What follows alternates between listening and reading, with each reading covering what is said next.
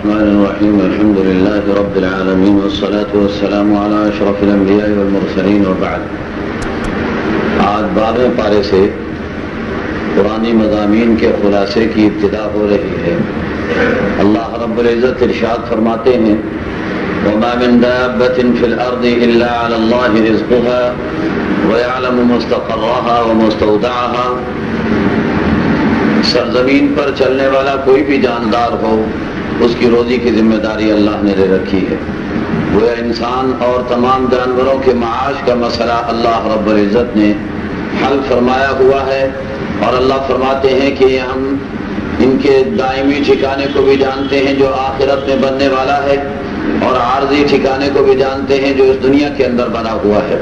وَهُوَ الَّذِي خَلَقَ السَّمَاوَاتِ وَالْأَرْضَ فِي 6 أَيَّامٍ.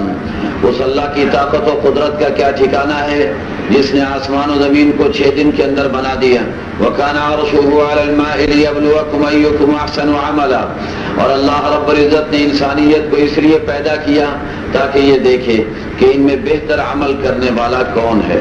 گویا اللہ رب العزت یہ بتا رہے ہیں کہ اللہ کے یہاں کثرت عمل کو نہیں دیکھا جاتا، حسن عمل کو دیکھا جاتا ہے. وَلَئِن قُلْتَ إِنَّكُمْ مَبْعُوثُونَ مِن بَعْدِ الْمَوْتِ لَيَقُولَنَّ الَّذِينَ كَفَرُوا إِنْ هَذَا إِلَّا سِحْرٌ مُبِينٌ. اور اگر آپ انہیں یہ بتائیں کہ مرنے کے بعد زندگی پر حق ہے تو یہ کہتے ہیں کہ صاحب یہ تو جادوگری کی باتیں ہو گئیں کہ کسی مردہ کو زندہ تو جادوگر کر سکتے ہیں. وَلَنَأَخَّرْنَا عَنْهُمُ الْعَذَابَ إِلَىٰ أُمَّةٍ مَّعْدُودَةٍ لَيَقُولُنَّ مَا يَحْبِسُهُ. اور اگر ان سے عذاب مؤخر ہو جائے، ان پر عذاب نہ آئے تو یہ مذاق اڑانا شروع کر دیتے ہیں. کہتے کہ صاحب وہ آپ کا عذاب کہاں چلا گیا؟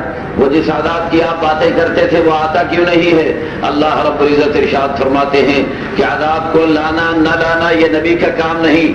اللہ عذاب کو اتارا کرتے ہیں، لیکن یہ یاد رکھو کہ جب اللہ عذاب کو اتار دیتے ہیں الا یوم یاتیہم، سنو جس دن عذاب آئے گا لیس مصروفا عنہم وحاق بہم ما كانوا به یستہزئون، تو پھر اس عذاب کو ان سے کوئی ہٹانے والا نہیں ہوگا، اور جو یہ مذاق اڑاتے ہیں یہ انہی کا گھیرا کر کے رکھ لے گا اور ان کی تباہی کا باعث بن جائے گا. اس کے بعد انسانی نفسیات کو اللہ بیان کر رہے ہیں کہ انسان کو جب آرام و راحت ملتا ہے تو یہ اترانے لگ جاتا ہے، نا امید ہو جاتا ہے، اور جب اس انسان کو تھوڑی سی تکلیف آتی ہے، جب اس انسان کو تکلیف آتی ہے تو ایسی صورت کے اندر پھر یہ انسان اللہ کو پکارنے کے لیے پکارنے لگ جاتا ہے اور ہر وقت اللہ کو پکارتا چلا جاتا ہے. قرآن کریم یہ کہتا ہے کہ ایمان والے تکلیف میں اور آرام میں دونوں صورتوں کے اندر احکام کے پابند ہوا کرتے ہیں اور ثابت قدمی کا مظاہرہ فرمایا کرتے ہیں. اس کے بعد اللہ نے قرآن کریم کی حقانیت کو بیان کرتے ہوئے فرمایا کہ یہ کہتے ہیں کہ یہ قرآن اللہ کا کلام نہیں محمد کا کلام ہے. تو سنو، محمد علیہ السلام تو ایک انسان تھے، تم بھی انسان ہو. اگر محمد یہ کلام بنا سکتے ہیں تو تم بھی ایسا قرآن بنا کر کے دکھا دو، چند صورتیں ہی ایسی بنا کر کے دکھا دو. اور تمہارا عاجز آ جانا کہ تم چند صورتیں بھی بنانے پر قادر نہیں ہو، اس بات کی واضح دلیل ہے کہ یہ قرآن محمد کا کلام نہیں بلکہ اللہ کا کلام ہے.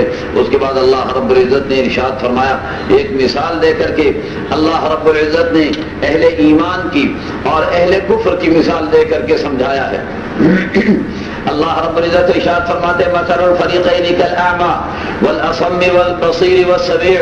دونوں فریقوں کی مثال اہل ایمان کی اور اہل کفر کی مثال ایسی ہے جیسے ایک تو آنکھوں والا ہو اور ایک نابینا ہو اور ایک سننے والا ہو اور ایک بہرا ہو. جس طریقے پر آنکھوں والا آنکھوں سے دیکھ کر اس کے تقاضے پر عمل کرتا ہے تو ایمان والے آنکھوں والے شمار ہوں گے، اور جس طرح سے ایک نابینا ایک کافر دیکھنے کے باوجود بھی ایمان نہیں لاتا تو اس میں اور نابینا کے اندر کوئی فرق نہیں ہے کہ وہ بغیر دیکھے بھی کوئی فائدہ نہیں اٹھا سکتا، یہ دیکھ کر بھی کوئی فائدہ نہیں اٹھا رہا ہے.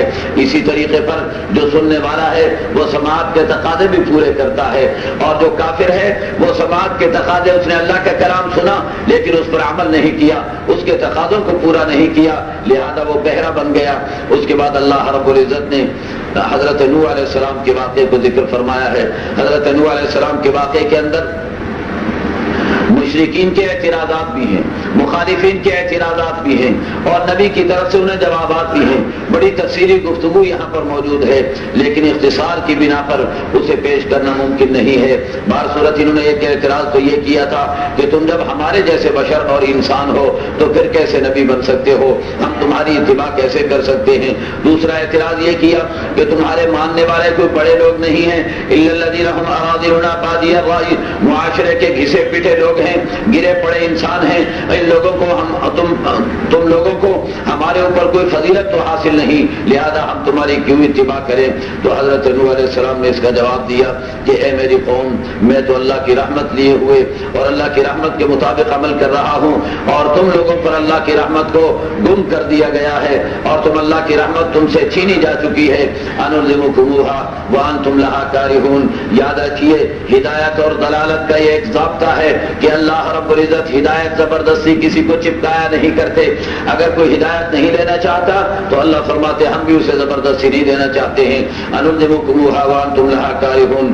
پھر اس کے بعد حضرت نوح علیہ السلام نے فرمایا کہ لوگوں سنو، میں جو اللہ کا پیغام تمہیں دے رہا ہوں، یا قوم لا اسألکم علیہ مالا، میری قوم میں روپے پیسے کا مطالبہ نہیں کرتا، میں مراعات تم سے طلب نہیں کرتا، میں مفادات کا تم سے طلبگار نہیں ہوں۔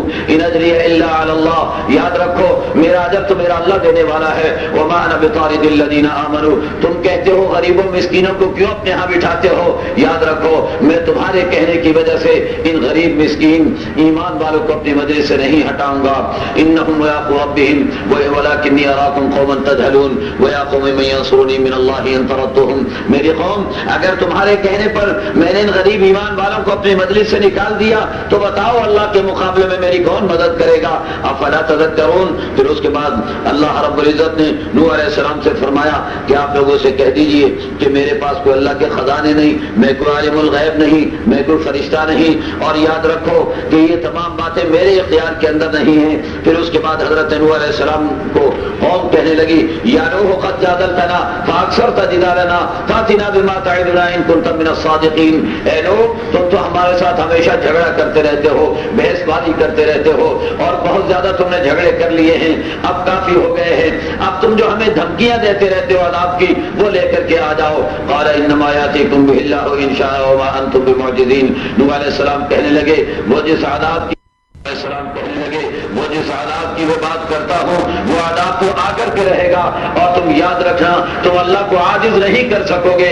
ولا ينفعكم نصحي ان اردت ان انصح لكم ان كان الله يريد ان يغويكم هو ربكم واليه ترجعون، میری خیر خواہی اور میری نصیحتیں بھی تمہارے کسی کام نہیں آ رہی ہے۔ پھر اس کے بعد اللہ رب العزت فرماتے ہیں کہ ہم نے نوح علیہ السلام کو بتا دیا کہ نوح اب آپ کی قوم کفر کے لا علاج مرض کے اندر مبتلا ہو چکی ہے اور اس سے یہ ہٹ نہیں سکتی، لہذا ہم نے ان کی ہلاکت کا فیصلہ کر لیا ہے، اور انہیں ہلاکت کرنے کے لیے عذاب آئے گا، اس عذاب کے لیے آپ کشتی تیار کرنا شروع کر دیجیے۔ وَاصْنَعِ الْفُلْكَ بِأَعْيُنِنَا وَوَحْيِنَا وَلَا تُخَاطِبْنِي فِي الَّذِينَ ظَلَمُوا۔ یہاں ایک بات خاص طور پر میں عرض کروں گا کہ حضرت نوح علیہ السلام کو اللہ کشتی بنانے کا حکم دے رہے ہیں۔ نوح علیہ السلام کشتی بنانے کے فلسفے کا مطالبہ نہیں کرتے کہ اے اللہ میں تو نبی ہوں، میرا کیا کام کشتی بنانے کا، مجھے کشتی بنانے کا کیوں حکم دیا جا رہا ہے، اور کشتی بنانے کا کیا فلسفہ ہے، اس کے اندر کیا حکمتیں پائی جاتی ہیں۔ نوح نے کچھ نہیں پوچھا، دنیا کو بتا دیا کہ اللہ کا ہر حکم حکمت والا ہوتا ہے، پوچھنے کی کوئی ضرورت نہیں، بندے کو اللہ کی بات کی فرما برداری کرنا ہے اور اللہ کی اطاعت کرنی ہے۔ نوح جو اللہ کے نبی تھے اور اللہ کی دعوت 950 سال سے دے رہے تھے، اب اللہ نے کہا کشتی بناؤ تو انہوں نے کشتی ٹھوکا ٹھاکی شروع کر دی، کشتی بنانی شروع کر دی، کوئی پرواہ نہیں، رب جو کہے گا وہ کریں گے، ہم تو اللہ کے حکم کے پابند ہیں۔ کشتی تیار ہو گئی تو اب حضرت نوح علیہ السلام کشتی بنا رہے ہیں، کافر مذاق اڑاتے ہیں، دیکھو بڈھے کا دماغ چل گیا، خشکی میں کشتی تیار کر رہا ہے، کشتی کہاں چلے گی؟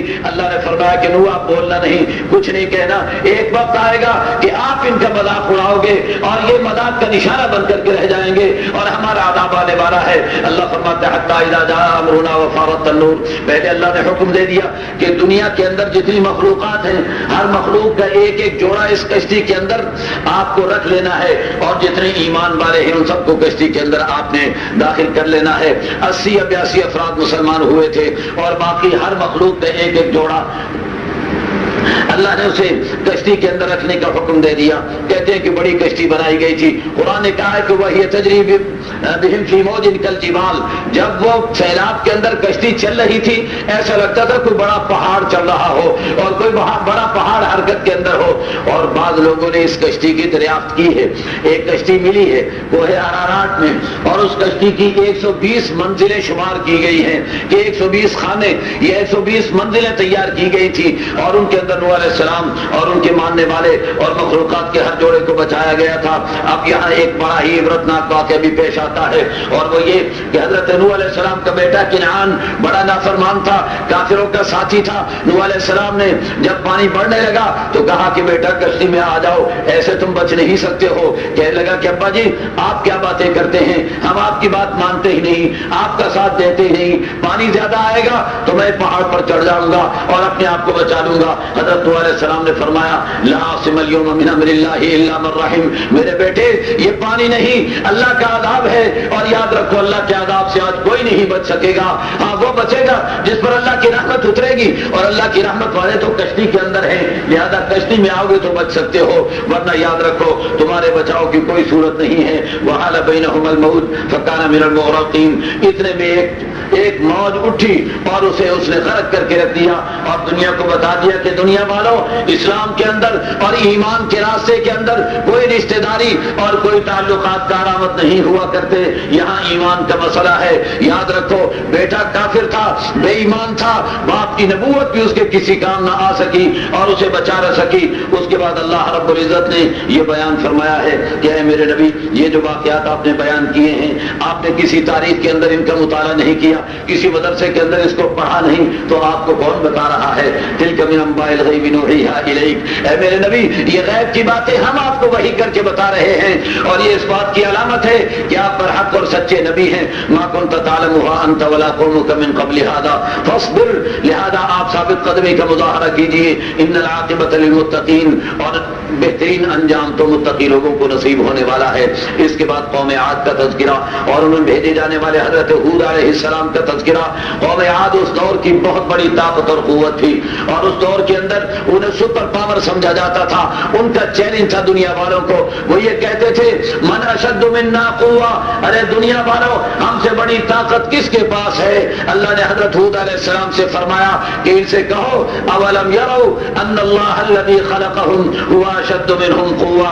کیا انہیں نظر نہیں آتا کہ جس رب نے انہیں پیدا کیا ہے وہ طاقت اور قوت میں ان سے بھی زیادہ ہے, لہذا اس رب کا یہ مقابلہ نہیں کر سکتے. لیکن انہوں نے نبی کی بات کو نہ مانا.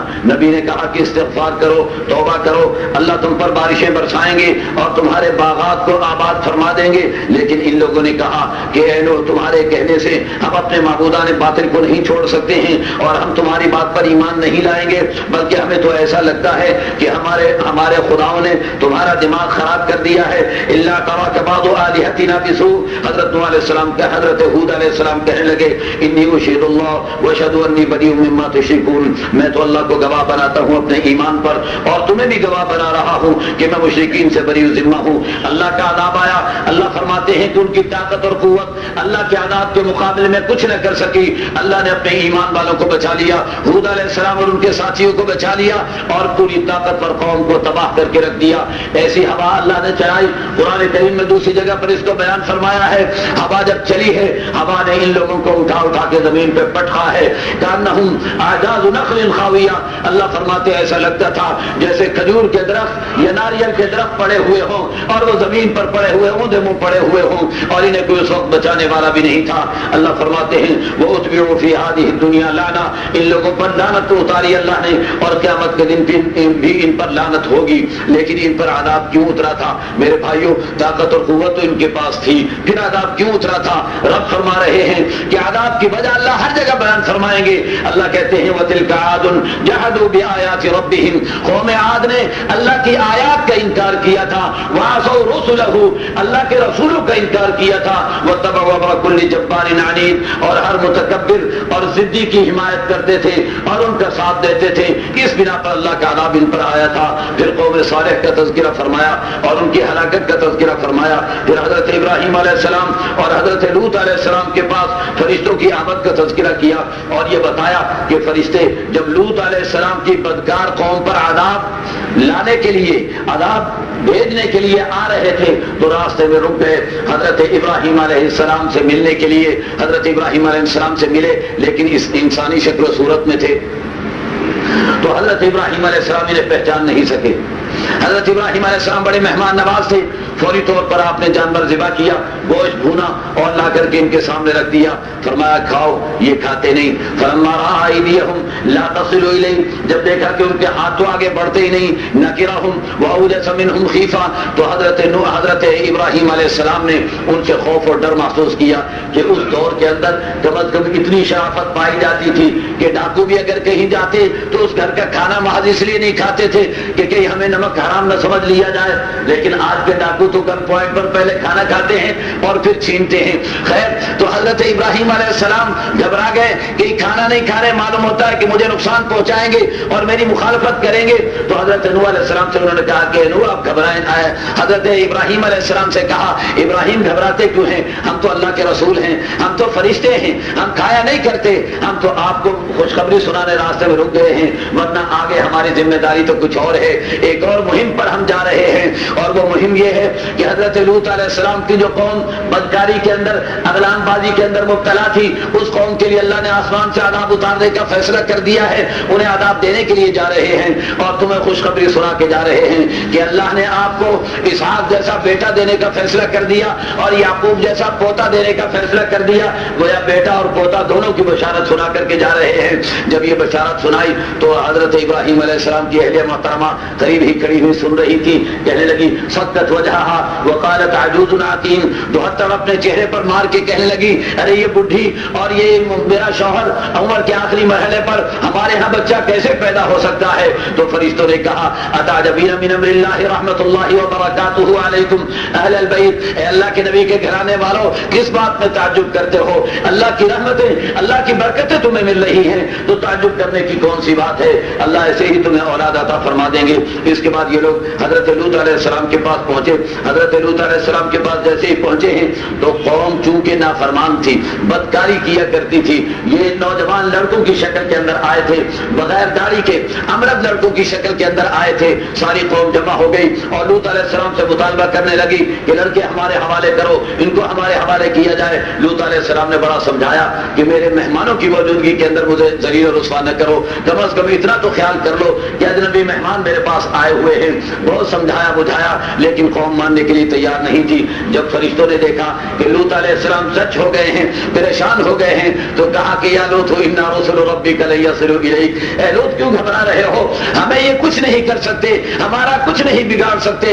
انا رسل ربک، ہم تو اللہ کے پیغامبر بن کے آئے ہیں، ہم تو اللہ کے فرشتے ہیں، ان پر عذاب ڈالنے کے لیے آئے ہیں، لہذا آپ کو مہلت دی جا رہی ہے، آج رات کے اندر اندر آپ نکل کے چلے جائیں۔ البتہ آپ کی بیوی چونکہ نافرمان ہے اور ان کافروں کا ساتھ دیا کرتی ہے، اسے بھی ہلاک کیا جائے گا اور قوم کو بھی ہلاک کیا جائے گا۔ لوط علیہ السلام نکل کر کے چلے گئے اور پھر فرشتوں نے اتنی زمین کو اٹھایا اور اٹھا کر آسمانوں پر لے کے گئے اور آسمانوں سے لے جا کر کے الٹا کر کے اسے گرایا، اور گرانے کے بعد آسمان سے پتھر برسنا شروع ہو گئے۔ وَأَمْطَرْنَا عَلَيْهِمْ حِجَارَةً مِّن سِجِّيلٍ مَّنضُودٍ مُّسَوَّمَةً عِندَ رَبِّكَ، اللہ تعالیٰ نے ایک عجیب صفت بیان فرمائی ہے جو ہو سکتا ہے اس دور کے اندر سمجھ میں نہ آتی ہو، لیکن آج اسے سمجھنا کوئی ناممکن نہیں ہے۔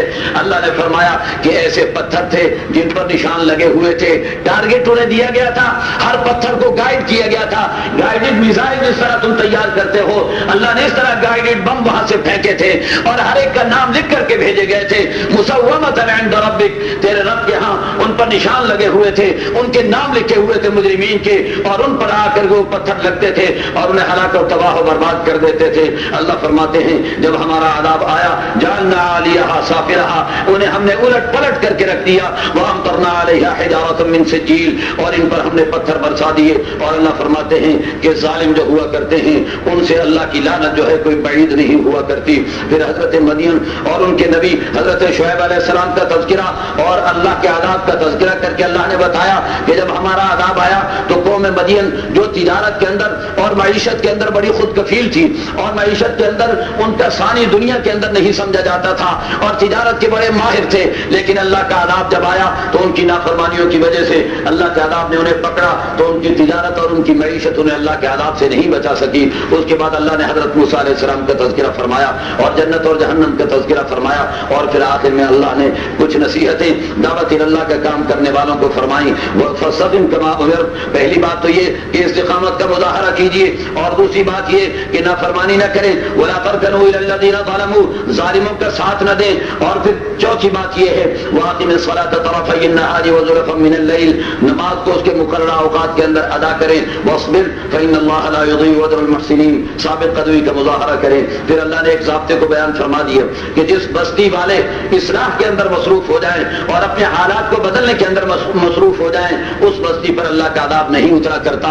لیکن اگر کسی بستی والے ظالم ہیں اور اپنے آپ کو بدلنے کے لیے بھی تیار نہیں ہیں تو ایسی بستی اللہ کے عذاب سے نہیں بچ سکتی۔ وَكُلًّا نَقُصُّ عَلَيْكَ مِنْ أَنْبَاءِ الرُّسُلِ مَا نُثَبِّتُ بِهِ فُؤَادَكَ، میرے نبی یہ انبیاء کے واقعات جو ہم آپ کو سنا رہے ہیں اس لیے سنا رہے ہیں مَا نُثَبِّتُ بِهِ فُؤَادَكَ، تاکہ آپ کا دل ثابت قدم، آپ کے دل کو جمایا جا سکے، آپ کے دل کی تقویت کا باعث بن سکے۔ وَجَاءَكَ فِي هَذِهِ الْحَقُّ وَمَوْعِظَةٌ وَذِكْرَىٰ لِلْمُؤْمِنِينَ وَقُل لِّلَّذِينَ لَا يُؤْمِنُونَ، ان بے ایمانوں سے کہہ دیجئے اعملوا علی مکانتکم انا عاملون، تم بھی عمل کرو ہم بھی عمل کر رہے ہیں، وانتظروا انا منتظرون، انتظار کرو اللہ کے عذاب کا ہم بھی انتظار میں ہیں۔ وَلِلَّهِ غَيْبُ السَّمَاوَاتِ وَالْأَرْضِ وَإِلَيْهِ يُرْجَعُ الْأَمْرُ كُلُّهُ، یاد رکھیے آسمان و زمین میں غیب کا سارا علم اکیلے اللہ کو معلوم ہے اور اسی کی طرف ہر معاملہ لوٹ کر کے جانے والا ہے۔ فَاعْبُدْهُ وَتَوَكَّلْ عَلَيْهِ، اس اللہ کی عبادت کرو، اس اللہ پر توکل کرو، اور یاد رکھو کہ اللہ تمہارے اعمال سے غافل نہیں ہے۔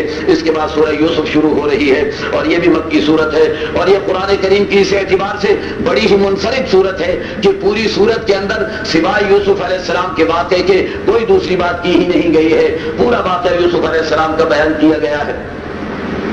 یوسف علیہ السلام کے واقعے کو اللہ نے احسن القصص قرار دیا، بہترین واقعہ قرار دیا ہے، اس لیے کہ انسانی زندگی کا ہر مرحلہ اور انسانی زندگی کی ہر سیڑھی اس واقعے کے اندر موجود ہے اور ہر گوشے کو اس کے اندر اجاگر کیا گیا ہے اور حضرت یوسف علیہ السلام کا کردار سامنے لایا گیا ہے۔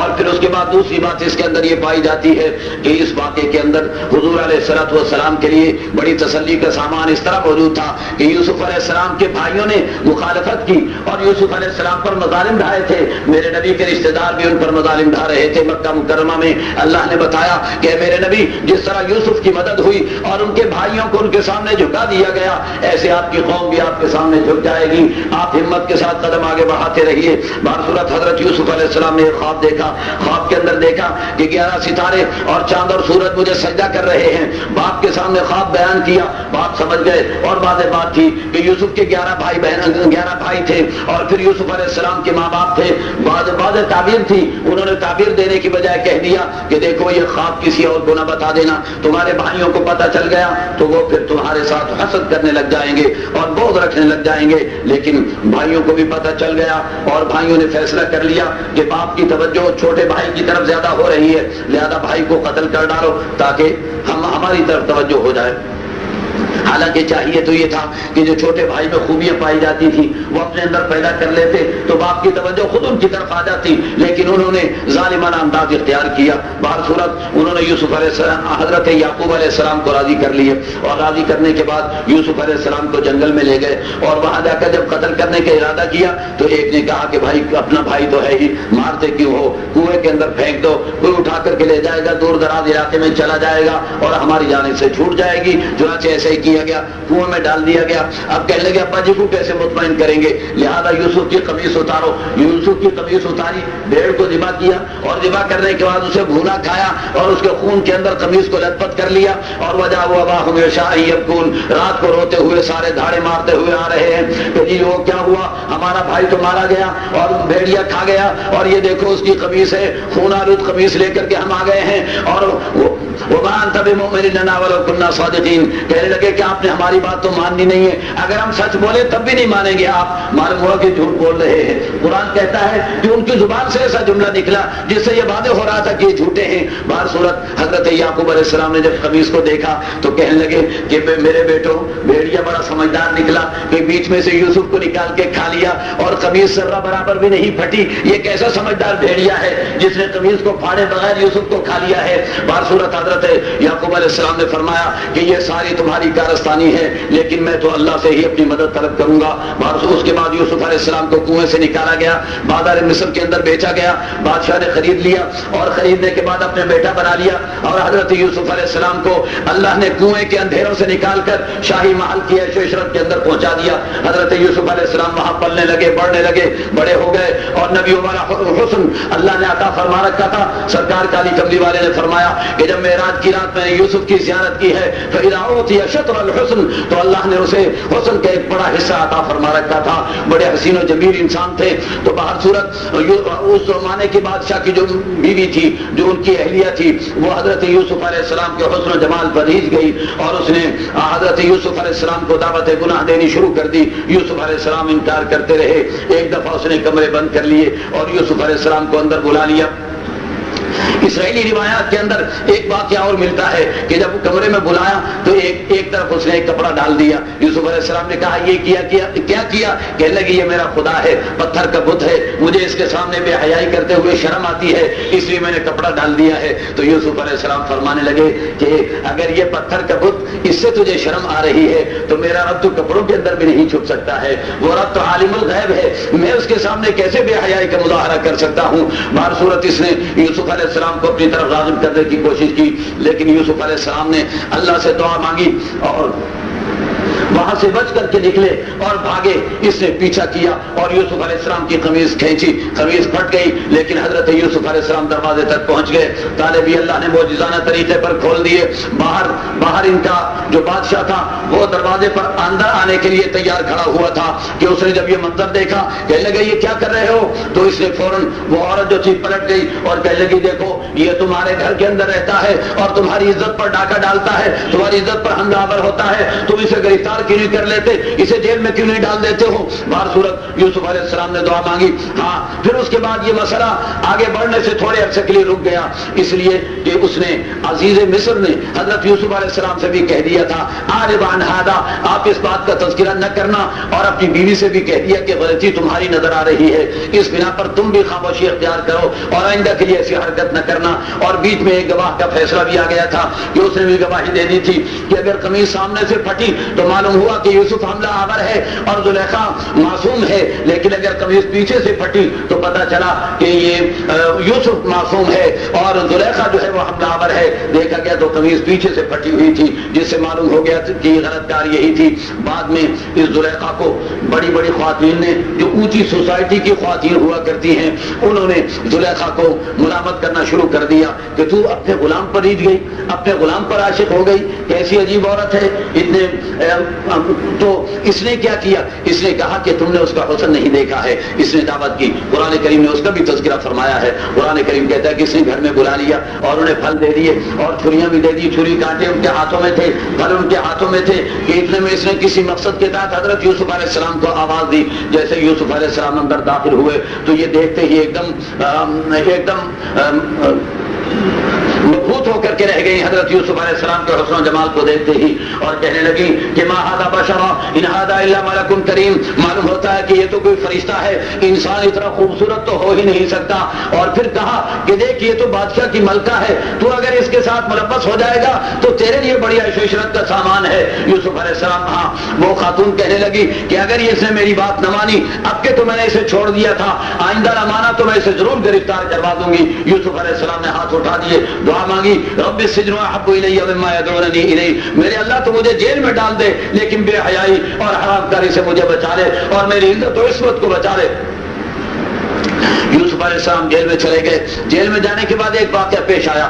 دو نوجوانوں نے، قیدیوں نے خواب دیکھا. خواب کی یوسف علیہ السلام نے تعبیر بیان کر دی. تعبیر بالکل سچی نکلی اور جو نجات پا گیا تھا وہ جا کر کے پھر بادشاہ کے ہاں ملازم لگ گیا. بادشاہ نے پھر ایک خواب دیکھ لیا، وہ خواب بیان کیا تو کوئی تعبیر دینے والا تعبیر نہیں دے سکتا تھا. تو وہ خادم کہنے لگا کہ مجھے بتاؤ تو میں تعبیر لے کے آتا ہوں. وہ خادم جیل میں چلا گیا، یوسف علیہ السلام سے تعبیر مانگی. مسئلہ یہ تھا کہ 7 موٹی تازی گائے ہیں اور 7 دبلی پتلی گائے ہیں. دبلی پتلی گائے موٹی تازی گائے کو کھا رہی ہے اور 7 تر و تازہ بالیاں ہیں، گندم کے خوشے ہیں، اور 7 سوکھے ہوئے خشک گندم کے خوشے ہیں اور سوکھے خوشے تر و تازہ خوشوں کو کھا رہے ہیں.